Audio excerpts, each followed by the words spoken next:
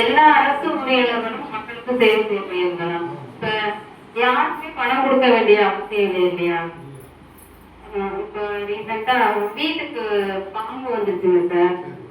அது ஆமா,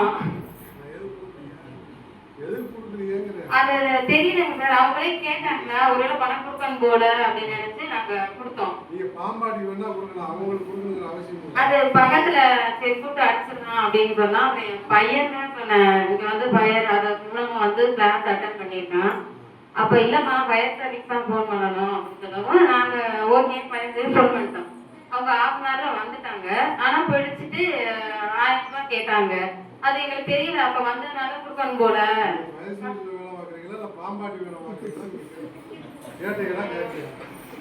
எங்களுக்கு தெரியலங்க சார்.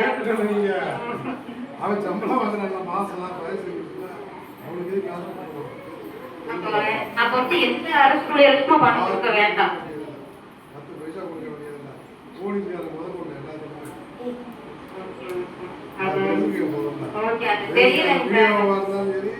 தலையாரியா இருந்தாலும் சரி, ஆரையா தாசில்தாரா இருந்தாலும் சரி, யாருக்கும் நம்ம பணம் கொடுக்குறதுன்னு அவசியமே கிடையாது. அதுக்கு பேச அது கேட்கணும்னா அதில் ஒன்றும் மாற்றமே கிடையாது.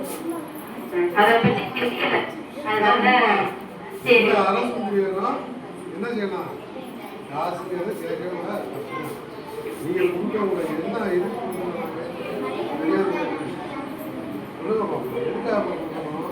மாசம் உழைக்கிறதெல்லாம் மாசம் அது வாங்கிட்டு போயிட்டாங்க. அப்புறம் என் பையன் சொன்னா, இல்லம்மா கிளாஸ் எங்களுக்கு அட்டன் பண்ண வந்தாங்க, அவங்க வாங்க கூடாதுன்னு சொல்லியிருக்காங்க, நீங்க ஏன் கொடுத்தீங்க அப்படின்னு கேட்டேன். அது கேட்டேன். அப்புறம் வந்து எங்களுக்கு எல்லாருக்குமே ஒரு சில கட்டணம் கொடுக்கணும் மாதிரி, அதை பத்தி நான் புரிதலே இல்லை. இப்ப நீங்க சொல்லுங்க. தைரியமா இருக்கலாம்.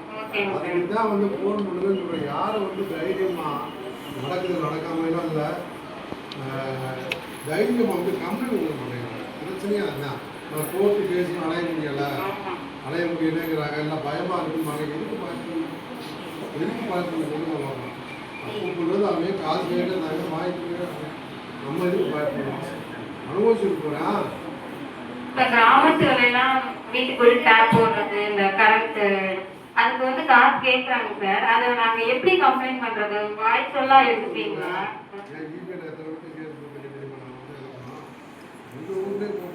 அதுவே உங்களோட கம்ப்ளைண்டா சொன்னா மட்டும் போதுமா?